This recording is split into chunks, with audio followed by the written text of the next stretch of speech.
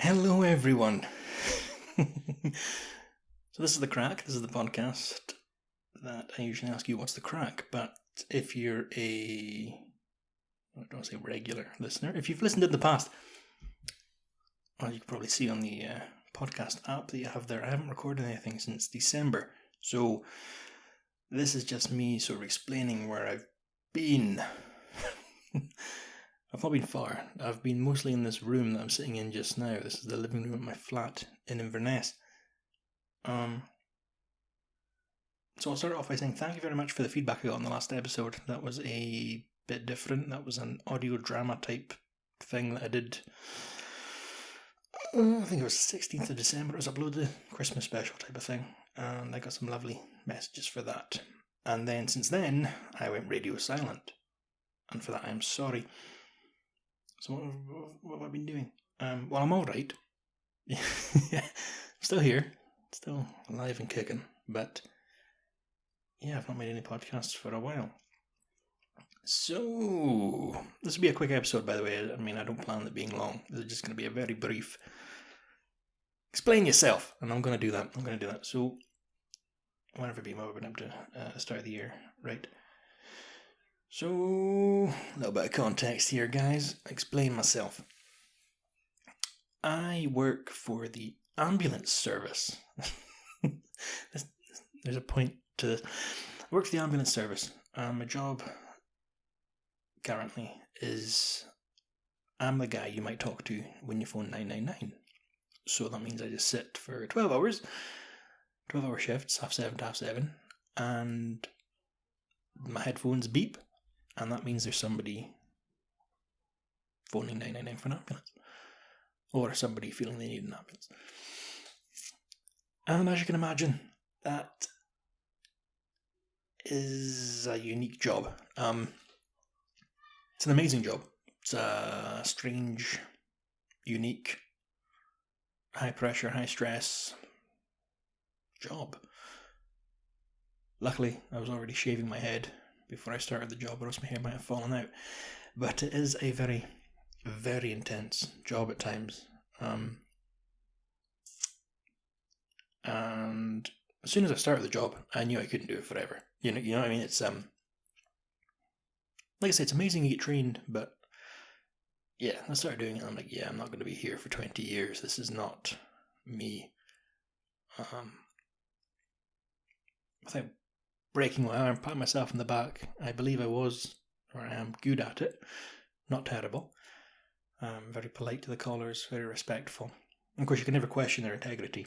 If somebody phones in and says they've just had their head chopped off, you have to proceed with that call as if they have had their head chopped off. You can't question them, you sure? So that was fine. And I'd had eyes to move to the other side of the room. That's where the dispatch is. So, ambulance control, you get the phone calls in from the public, and then you get the dispatch who take the calls that the call handler process, and then they send the appropriate resource to it. Whether that's a proper blue light ambulance or one of those wee small cars you see, or the appropriate response. In cities, some might have motorbikes. And I applied for that job. So, get to the point. Yeah, okay, so. I had applied for it and interviewed a long time ago, I think just a few months after it started, and I didn't get it. And that was fine. I didn't really expect to. The only feedback I got for the interview was that I lacked confidence. I thought it was lovely, etc., all the sort of usual stuff, very kind of them. But I wasn't confident enough, which is fine, understandable. Back to work, do some calls to fucking hundreds of calls, loads of them, and that was all good. The opportunity came up again, and I applied, and I got through, and I got another interview, and we wouldn't find out that day because there was circumstances that prevented them from seeing all the candidates, and to be fair, they had to see everybody, so I was night shift the next night. So I was sleeping in the afternoon. I got a phone call that woke me up, and it was just them.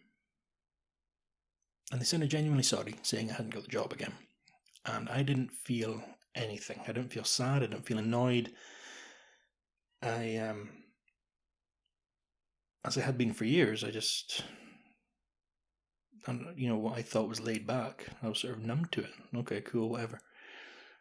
And I went back to sleep. I had night shift that night. I had to be as fresh as I could for this phone call. And then when I woke up that night, I, had some food, showered, and I got in my uniform. And I sat on the end of my bed, and I just thought about, oh man, that sucks. I really wanted that job.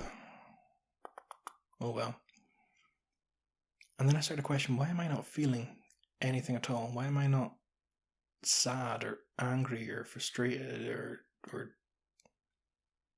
distraught? But why is there nothing coming out of this? And then I don't know. I just started to think about going to work and the stress of all the calls and just how there's never seems to be enough staff on, no matter how much. There's always a demand. There's always calls waiting. There's always potentially something horrible at the end of the line. And again, very dramatic. I'm not trying to bring the mood down here. I'm just trying to explain what's happening. I thought I started to have a heart attack.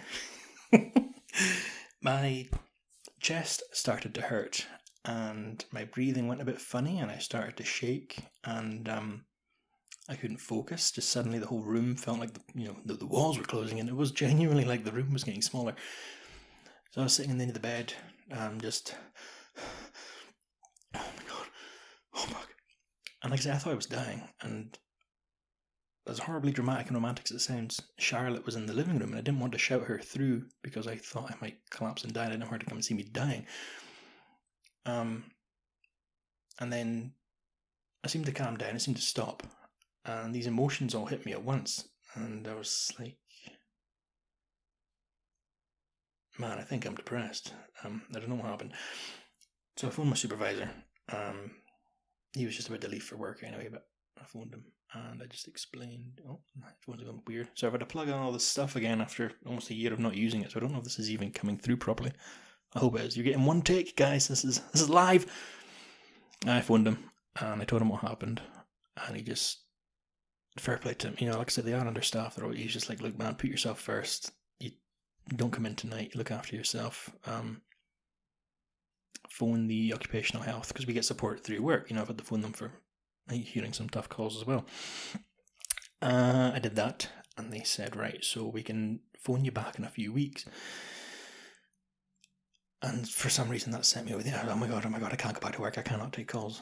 Because when I had that weird, when I did that weird thing in bed, no, when that weird thing happened, I was sitting in the bed, I was completely out of control. I wasn't allowing that to happen. That was just my body doing that, if that makes sense. That was just happening. So I spoke to some other folk and they said, look, just phone your doctor and get signed off, which I've never done before. I've not, I hadn't been to the doctor since fucking high school. So it's like, right, how do I do that? Googled it. So, you've moved out of town. That fucking health centre's apparently closed now. So I had to find it. You need to know this. I had to find another GP in Inverness and get registered and stuff. And COVID's still sort of, is it there or not? Where are we right now? Sort of no man's land. So I didn't go in to see him, but I phoned the doctor. He phoned me back. Basically I've been prescribed medication. I get sertraline. Take that in the morning. Oh, Jesus, I forgot to take it this morning. So I'm medicated now. Apparently I've got anxiety, depression, stress. But I think, without blaming the job I was doing, I think I have been depressed for a very long time, and I just sort of thought that was the norm, or the anxiety had always been there. But I thought everybody felt that. I thought everyone got nervous before they left the flat. Everyone sort of always thought the worst was going to happen. I thought it was just a natural way of going about life, of just constantly being concerned that shit's going to happen. Because unfortunately, when I thought shit was going to happen, it tended to. It sounds bad. So yeah, I'm on that, and seems to be helping. It's all good. But I was signed off work for a very long time, about 3 months. And that was when, I don't know if I allowed it, but when I was signed off, that's when it sort of became proper depression. That's when I made myself go to bed every night before midnight, and I made myself get up every day before 8. So I didn't fall into any bad habits of staying up to 4 in the morning and staying in bed till the afternoon. But that's when I would just in the morning lie in bed and just lie there and just not want to get up, not want to do anything. But I stopped doing everything I enjoyed. So certainly the podcasts had to stop, and I'm sorry for that, because I did get some lovely messages from folk that seem to genuinely enjoy them, and I am sorry that I had to stop that. Stopped reading altogether. I've read one book this year. Without sounding like a fucking teacher's pet, I was reading a few books a month. I stopped reading. Fucking turned into an old man. I found complete fucking joy in feeding the birds. Got a bird feeder outside the bedroom window and outside the kitchen, so I feed that and just sort of watch them. Jesus Christ, that sounds sad as fuck. Feeding the birds. Luckily, had the wee Chihuahua. I would take her for a walk. Oh, it's gone weird again. The fucking speaker's not working. Take the wee Chihuahua for a walk every night at the battlefield. Just me and her. And the battlefield was empty, so it was just peaceful, quiet, and it was lovely. I'd let her off the lead. I don't think you're meant to. I don't think you're on the battlefield. I'd let her off the lead, let her run around, and she'd always come back. And then one time she fucking didn't. So we're walking down towards the end of the battlefield, and at the far end there's horses. Where the fuck do I live? Camelot? No, it's a Culloden battlefield. There's people keep horses nearby. And I was walking along, just not even listening to a podcast, not listening to music, just genuinely just feeling the air, just feeling the wind on my face, just listening to the birds, all that kind of shit.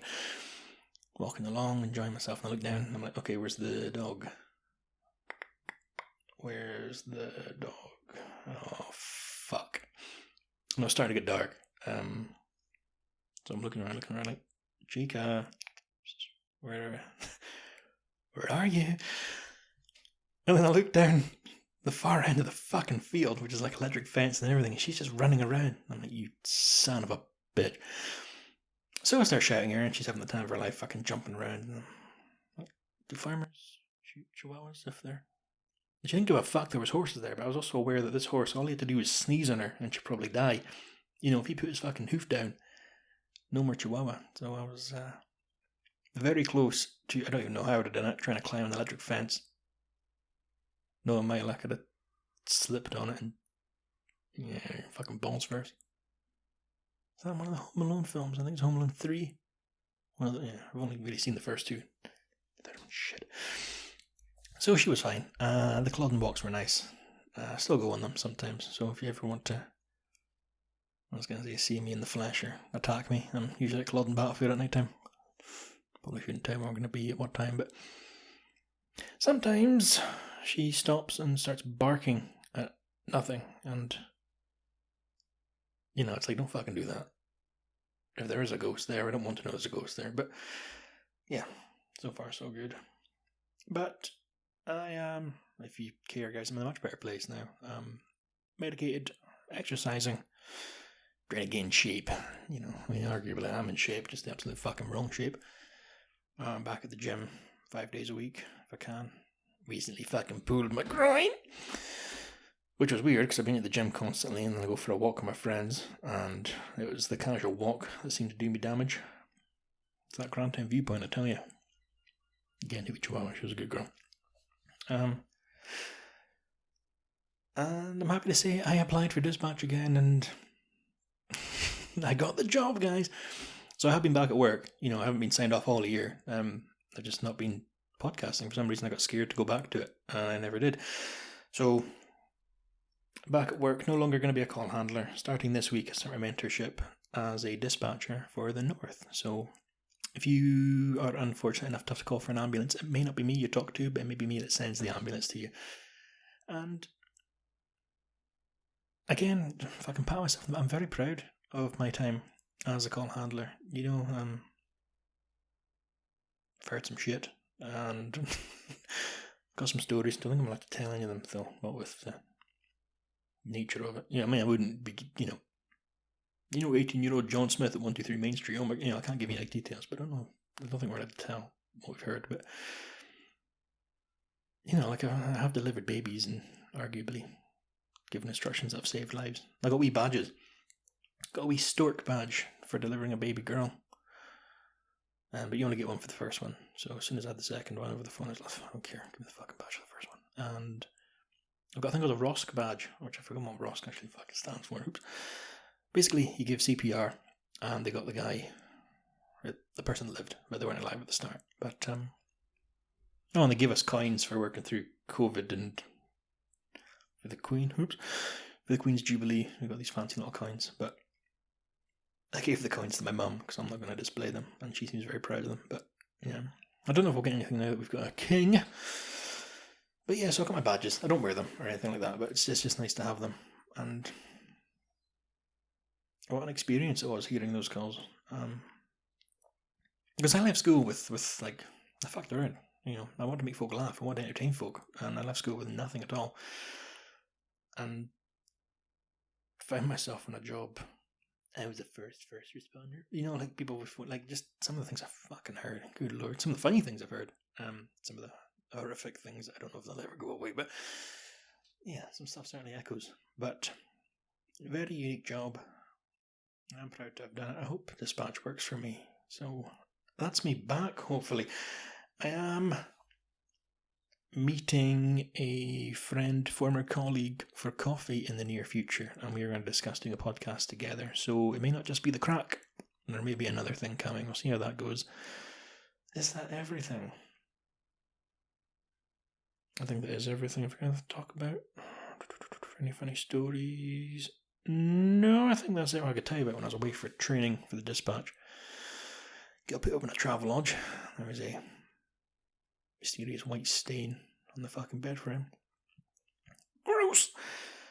And I got to drive the ambulance car, which had blue lights. But of course I didn't drive with the blue lights on, but still. Cool.